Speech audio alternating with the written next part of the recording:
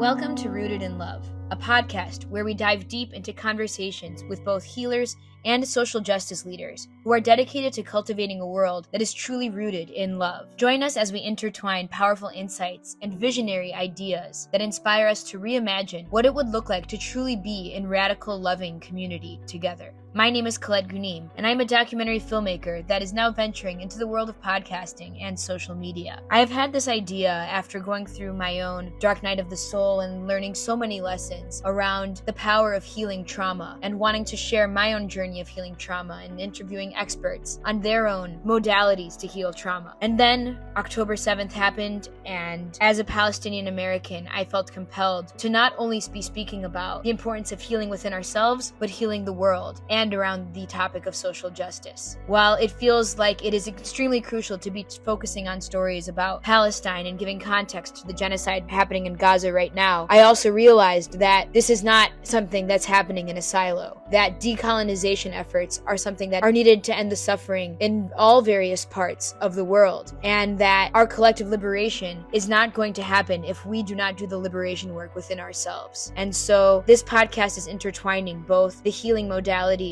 of the inner work that we have to do in order to show up in the world in a way that we are able to fully show up, to be of service, and to end the suffering as a collective. It feels like an obligation now more than ever that we need to be building bridges to learn from one another, and that this oppression that we're witnessing throughout the world will not end unless we are able to listen and learn from one another. Thank you for taking the time to expand your mind and open your heart towards our collective liberation. This is Rooted in Love.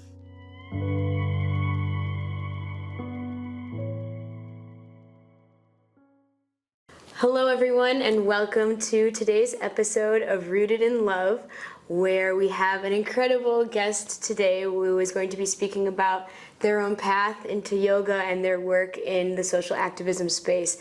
And we're so excited to have Swami Ramananda with us today, who is the executive director of the Integral Yoga Institute here in San Francisco, and has been practicing yoga for over 45 years.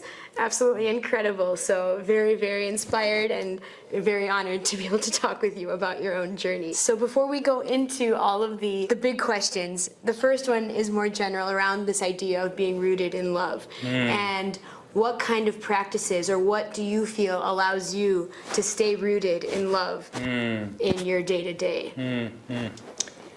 Yeah, that's a great question. And it's the question of our age, I think. We live in a world that's spinning out of balance, so many crises all over the world. We all need to find a way to continue to touch the source of unchanging peace that's within us. The spiritual presence that we share with each other, and that helps us see our interconnectedness. For me, that practice has been primarily meditation. Meditation is the place where I've really been nourished to learn how to disengage from all the conditioning in the mind and come in contact with this presence that's difficult to describe, but simply an experience of a sense of peace and goodness, a sense of connection with the web of life, and then a natural impulse towards compassion. So Rooted in Love beautifully describes, I think, the natural expression of that presence that recognizes our interconnectedness and longs to relieve suffering, both in ourselves and in everyone that we share this ground of being with. Thank you so much. I deeply resonate with that, and that it's so uncommon for us to learn how to slow down, and that meditation allows us to start to delve into these inner layers that maybe we just didn't know were there, and that is that compassion and that love that is our anchor, and that we forget that is there when we heard this caught up in this chaos of life. So true. I would love to ask you more about your own journey into yoga, and if you're open to sharing more of what interested you in this path. Did you start out with any specific spiritual path when you were growing up? What allowed you to delve into it so fully? Yeah, I was raised Catholic. Okay. I grew up in Kentucky, and I went to Catholic grade school and high school. But by the time I was in high school, I couldn't really feel connected to that tradition anymore. It felt too much like just being asked to believe something without any personal experience.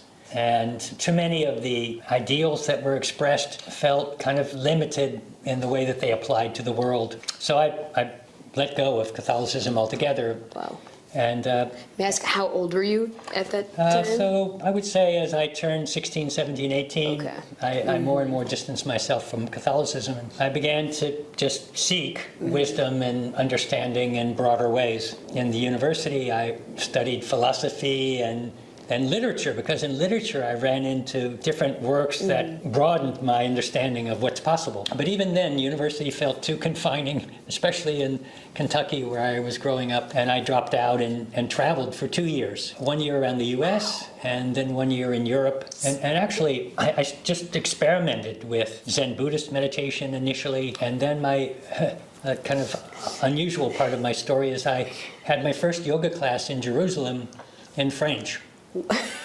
Because I was speaking French. Oh my at that goodness. Time. Oh my goodness. And I lived and worked on a kibbutz Oh my in goodness. Israel.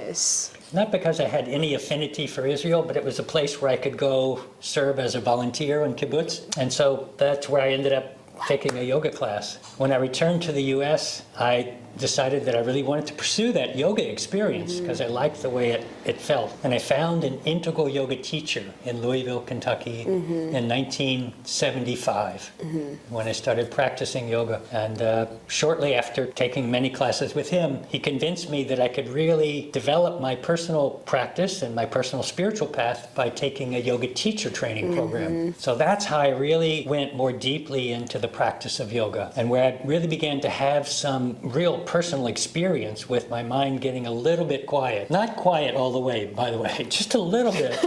But what a difference.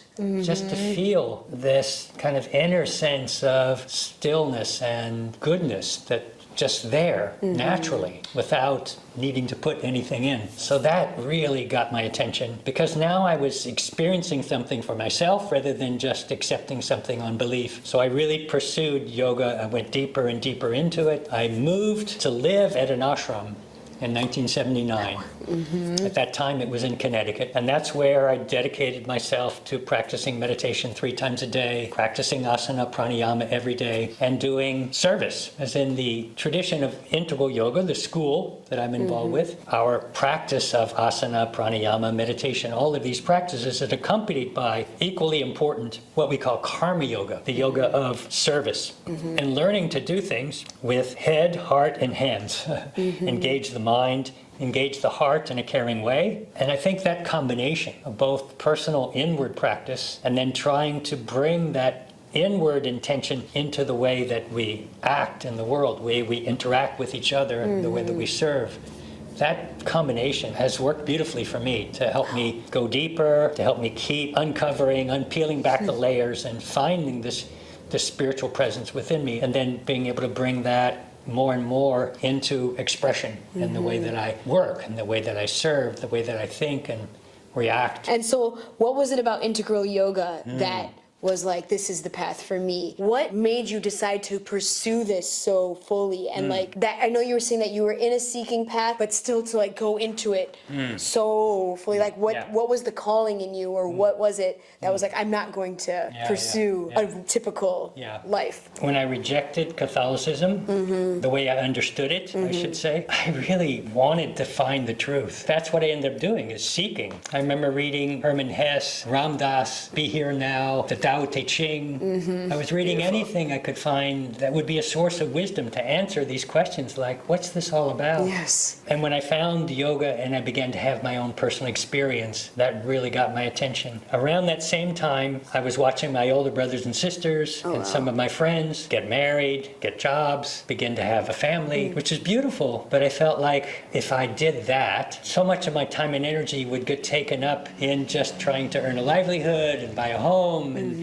raise a family, that my spiritual path would get relegated to a few minutes here and there, if at all. And this thinking and seeking and deciding what to do kind of culminated when I taught a course in Raja Yoga, which is the study of the Yoga Sutras of Patanjali, where the Yoga Sutras basically explain that all the suffering is caused by the inability to experience our true nature. And because we don't experience the true nature or that presence that connects us all, Yes. we think of ourselves as separate. And as soon as we're separate, then we're in competition. So I felt like if I'm really serious and I really want to get to it, I have to make that the focus of my life. So in 1979, I wrote to my teacher, Swami Ramananda, and I asked to take monastic vows. I was 25, and so I moved to the ashram at that time. Wow. And did you have any feeling that you wanted to go to India, like to stay there? And like, how did you feel being in the US versus going to the source? You know, I felt like I wanted to put my spiritual life and guidance into the hands of my teacher because I found so much wisdom from him in the way that he articulated the teachings from the Yoga Sutras and the Bhagavad Gita. I was ready to be guided by him. Yeah. And he recommended that I live, along with many others, in a spiritual community where we could learn and grow. His thinking was, if you really live in a spiritual community and get strong and get connected yourself, then you can be out in the world. Then you can serve in the world without getting lost in it. Right. You have that anchor, that foundation. And may I ask, like, what were you doing before this too? You know, I dropped out of university and I never went back. But when I came back from traveling, I found a job in a runaway shelter for adolescents. And I gradually grew into that situation and became a counselor. And I did that for the years that I was learning to teach yoga. And I loved that work. But I also saw that I wasn't strong enough yet That's a to tough really survive and bring that spiritual presence that I wanted into my work. I was constantly on an emotional roller coaster ride with those This teens. trauma. They were so traumatized.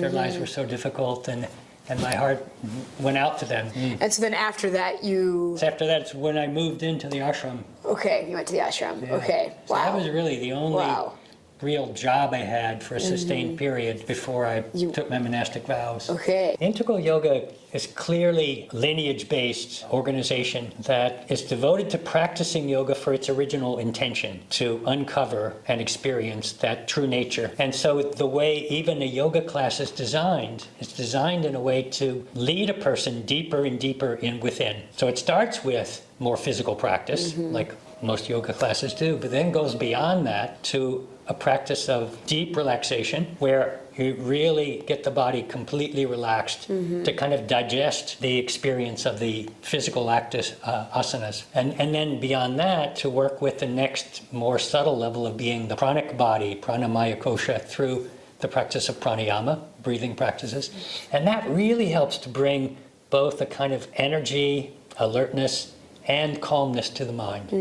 And I think that class culminates in a few minutes of meditation that really gives you an opportunity to go beyond the body-mind itself. But without that preparation and without that step-by-step working towards more subtle levels, it's difficult to control the mind.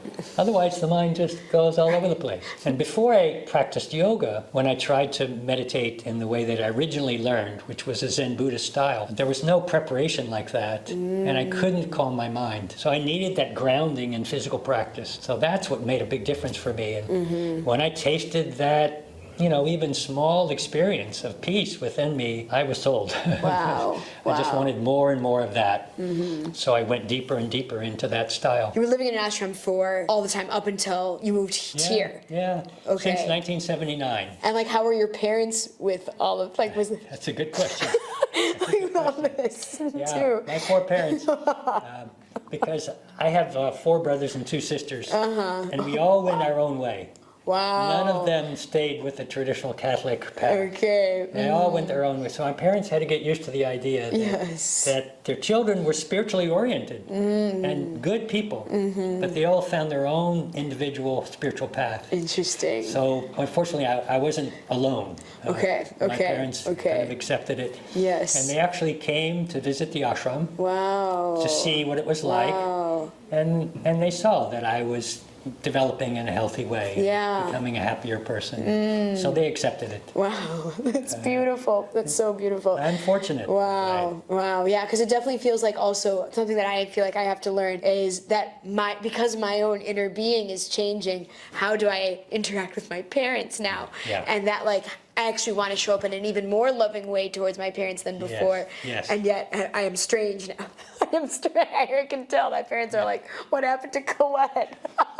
I'm like, they're like, okay, something is good, but we don't know what's good. So that's great that they were like open to that for you. Yes. It's a great training ground, a relationship with our parents. Totally. Because totally. we really have to override the conditioning that we've developed, right? It's the hardest. We think like, oh, you think you've done a lot of healing? Like, go back to your family. Let's see where you're actually Let's at. see where you're at. Totally. Totally. You beautifully totally. said it. Yeah. Totally. Yes. So yeah, thank you for sharing. That's beautiful. And I guess something else that comes up for me, especially in the Western world, around this idea of like what yoga actually means, and this idea of like the union with the divine. And for you, I'm guessing like you do believe that there is a higher power, or that there is a divine presence that has. Yeah, I would love to, if you're open to sharing, like what is that belief too? Yeah, the problem with the word God is it has so many associations. And I think this presence, if you want to call it God or a higher power, it's not something the mind can comprehend. The mind is very limited in its capacity, but we can experience this presence. That higher power in the yogic understanding is not a supreme being somewhere else outside, as we were taught in Catholicism and in many traditions, especially in Christian tradition. Instead, in the yogic tradition, we understand it to be a presence that's within us and within everyone, within everything in nature. It's never absent. So it is a presence that we can tap into when, again, we quiet the mental activity that so dominates our minds that there's no space for it. It's something like when the clouds finally part, the sun shines naturally through. Right. The sun's always there. It's always shining. But we don't experience it because our minds are so clouded with our own thoughts, our own activity, our own identification with those thoughts. That we think it's truth and there's nothing else. That's all we know. Right. It feels like who I am. My thoughts are me. Right. But it's not true. It's not true. There's a witness. So we get in touch with that higher power by quieting that mind. Or by serving with the intention to allow that higher power to work through us, or by praying for guidance. I mean, there are different approaches, and I think praying for guidance is a beautiful practice. I've come to understand praying for guidance, it doesn't mean that I expect a voice from the heavens or a burning bush. When I pray for guidance and I sincerely ask, that means I'm willing to set aside my personal preferences, and I'm willing to make space for my own inner spiritual voice to express itself, my own conscience, if you will. So it's there, but sometimes it's difficult to access it, and it needs that real intention to open my heart to receive, to be in touch with it. Yes, but once you do that, it's just like a whole other experience of living, of being. Yeah, totally. so true. I think about this because as I've gone more into my own stillness and into my own interconnection to, I call God, sometimes it's becoming more and more difficult to relate to those who maybe have not gone on their own journeys and that are at a different point, and that it's exactly where they are meant to be, and yet it's hard to relate in that way because I see the world so differently now. And so I guess like if you have any experiences around that or how you have navigated that. Yeah, it's a beautiful question. And it's so important because we've managed to divide ourselves in so many ways that prevent us from working together. And we see this in political realm and in many other ways that we divide ourselves according to race and ethnicity and nationality, and age and gender and sexual orientation, all these ways we divide ourselves. And I think it comes back to touching again and again the place where we are connected, to have a visceral experience of that connection and this natural sense of compassion for each other. Just like when my thumb is hurting, my mind and my hand will want to take care of that thumb. In the same way, when we really have a sense of our interconnectedness, we naturally want to take care of the suffering of another person. Because we are a part of that same web of life, that same body, the collective consciousness. And of course, it can be difficult in challenging situations when our points of view are vastly different, like seem diametrically opposed. But underneath all of those superficial differences, there's this longing within everyone to be at peace, to be safe, right? To survive. These are our basic needs, to feel like we belong and that we can be loved. Everybody has these same basic needs, but because of their upbringing, whatever experiences they've been through, they look to fulfill those needs in different ways. And some people by fighting, and other people by protesting the fighting, but with the same intention ultimately in their hearts.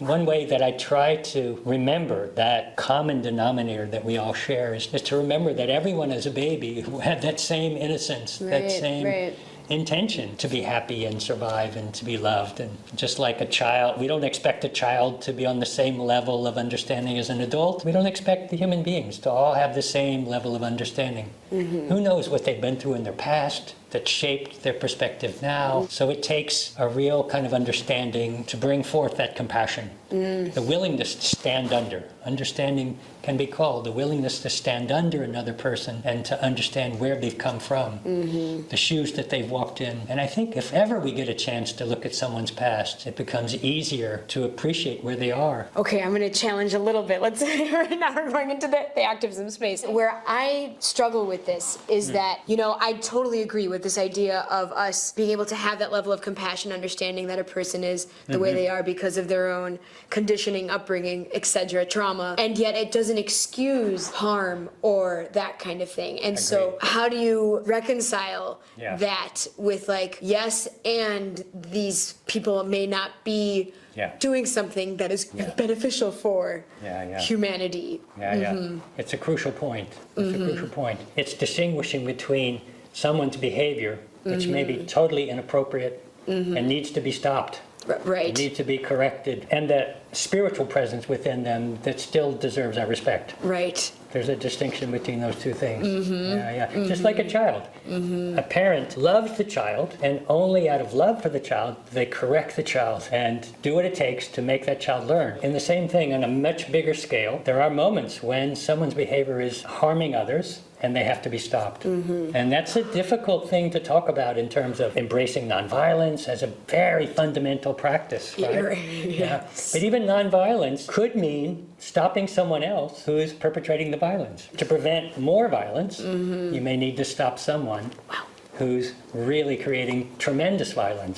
This is something that I also am deeply grappling with, because this idea is, can peace come from violence? This idea of liberation, and can we create a free world? As I mentioned, I am Palestinian, and so this is something that is top of mind of people being like, yes, we have to resist the extreme genocide that we are witnessing right now, of people just being massacred. And to resist that, there are arms, and there is a revolt, and there is revolution. And it feels very hard because I don't want people to have to die or be harmed. And yet you see in history that the only way it came most of the time, unfortunately, was through that kind of revolution. Slavery, independence of, Algeria. There's all these different things. And then of course also if you read the Bhagavad Gita and you see in different religious texts, war is very present in all of the texts. And so, yes, navigating violence and peace. And I guess if you have anything to share on your own knowledge and understanding. It's difficult, of course, to give a broad stroke answer that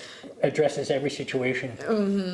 Mahatma Gandhi was an extraordinary nonviolent activist that basically pushed the British out of India with a nonviolent means. And I think that's a great example for us to embrace and make use of, if at all possible. But will that work in every situation? I mean, here we are. But to see the way the Palestinian people are being harmed, it's devastating to see that. And I think it behooves each person to consider for themselves, what's my role in this? Here in the U.S., we're not really in a position to take up arms. I mean, you and I, probably it doesn't benefit us to get a gun and try to go do something. But we need to speak out. We need to protest what we feel is inhumane and causing unnecessary suffering. Once again, it's this idea of, if we've tried protesting, if we've tried civil disobedience, if we've tried going through politics and things are not working, what else do you have to do other than this idea of revolution? And so it gets very difficult to think about any other way other than by force for change to happen. And I think that there's a lot of people at this time that are at that stage where they're like, well, what else can we do? You see people self-emulating and doing just extreme measures of harm. Again, this question of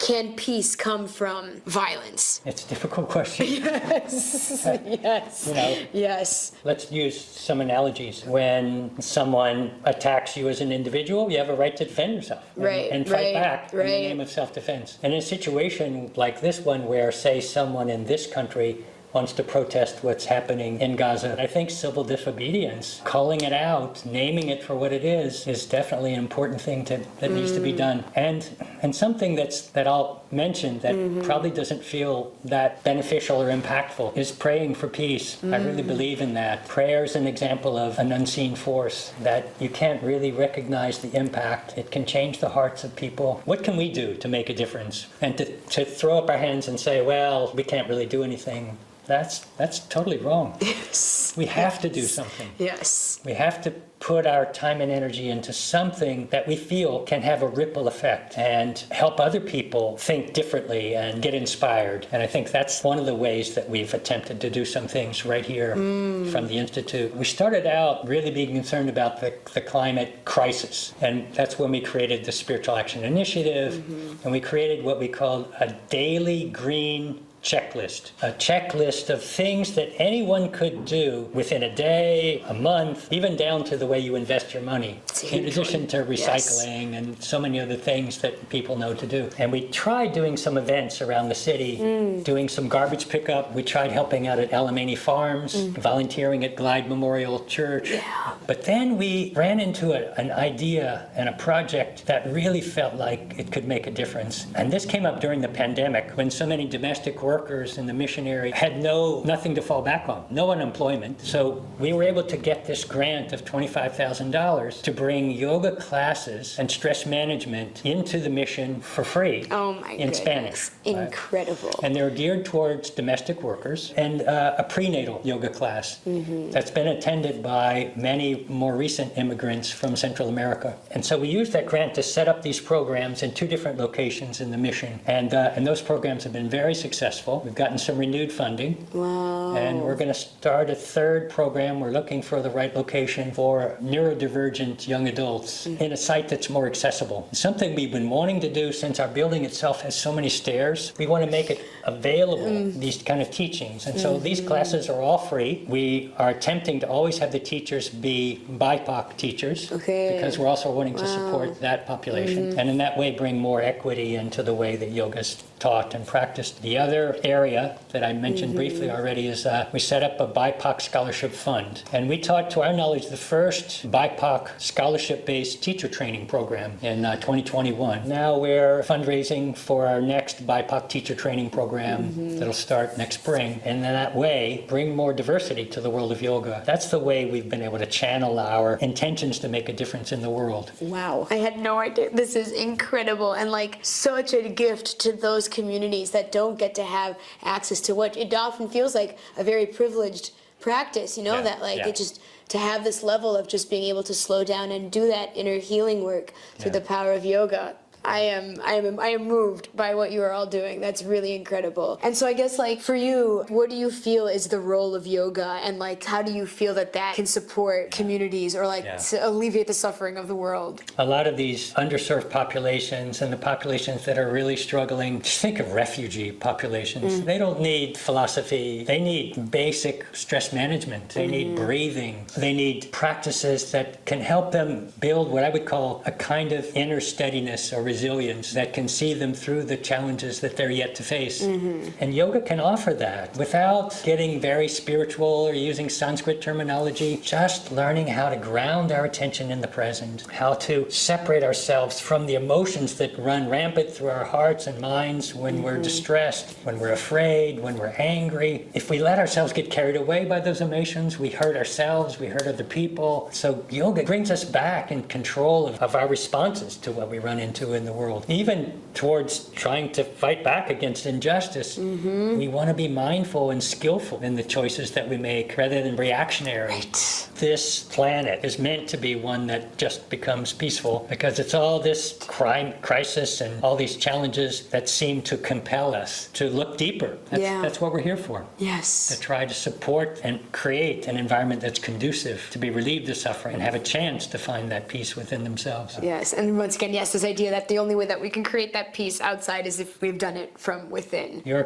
touching on a key point, that those people that really want to make a difference in the world have to also take care of themselves. Yeah, and I think really what's beautiful is this building of the bridge that you are mentioning, that it feels like it's an either or. Either you're at that burnout exhaustion, or you're in a bubble and you're just completely ignoring all the suffering of the world. And so how can we use this time of hibernation and going within to allow us to expand? One way is to have that going within every day. Every day. Yes. Touch that presence again and again, and let that ground us back into the present. Let us experience at least a little bit of freedom from all that conditioning. Right. All the past and the future. And just be present and touch again that source of nourishment within us. That way we renew that connection along with our action, our efforts to make a difference in the world. I think those two things go together. I mean, I can speak for myself. So I went through my own awakening a couple years ago where I was very agnostic for a long time, but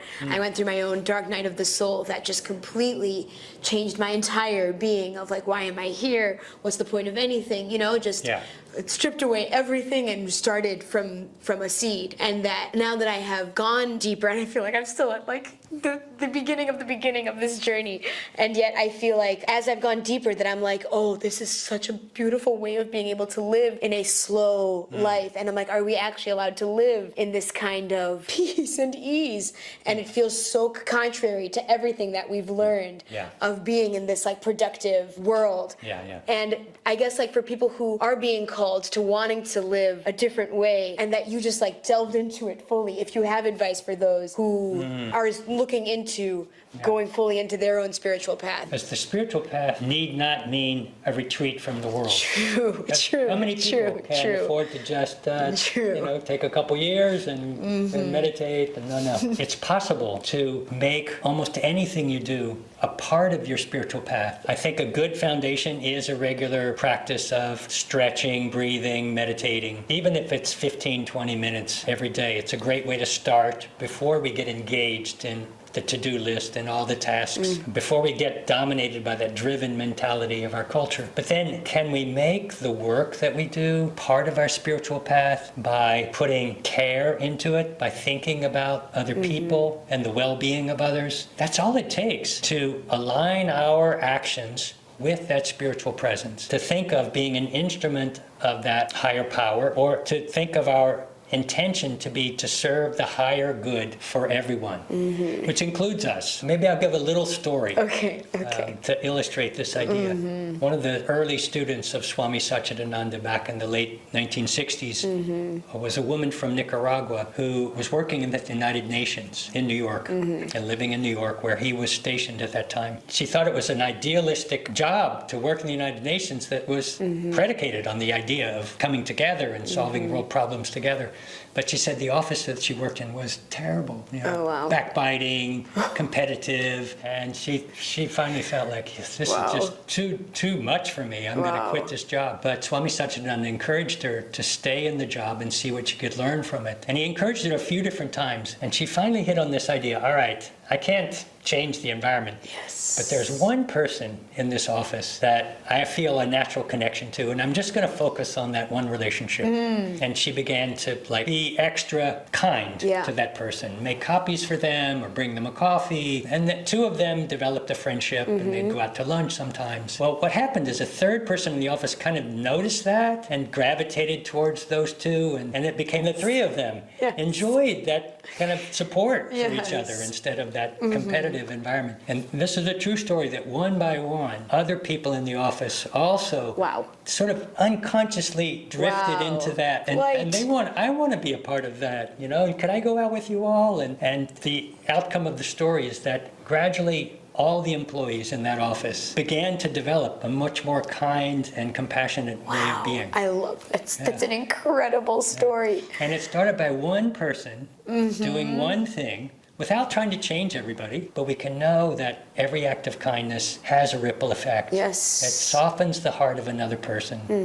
And whether we call ourselves a Buddhist or a yogi or a Christian, that doesn't matter as much as kindness. Right? That's something everyone can practice in the daily life. Yes. Right? Yes.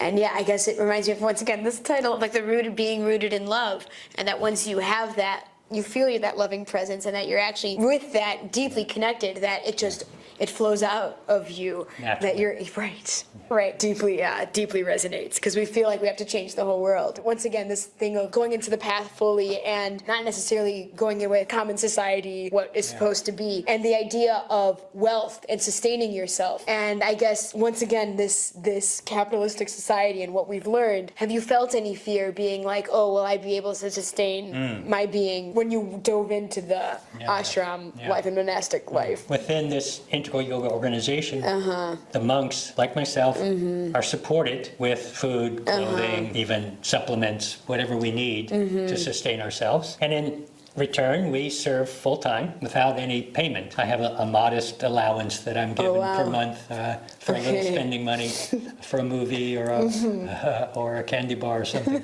And when I took this monastic path, I felt like I'm devoting my life to service. And if I'm really sincere and if I'm really serving in a way that's meaningful, I felt like I'll be supported. Yes. Wow. Yeah, that's a level of the faith and trust that like if you are on the right path of like whatever you're being called to do, to be in service, we will be provided for. Wow. Well, thank you again for speaking so openly and so candidly and authentically about your path. It's really, really such a gift for myself, and I'm sure for all those who get to listen to your story. You're so welcome. Awesome.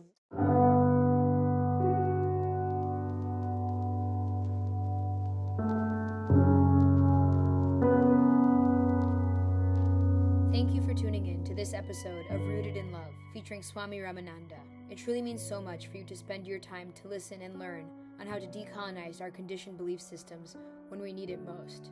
If you'd like to find out more about the Integral Yoga Institute, you can find helpful links in the show notes. Feel free to share this episode with a friend, subscribe, and leave a rating for future interviews. And you can follow me for updates of future episodes on Instagram at Coco's Sanctuary, which is also in the show notes. Until next time, please be sure to take intentional moments of pause to care for yourselves, the loved ones in your life, and the community around you. Thank you.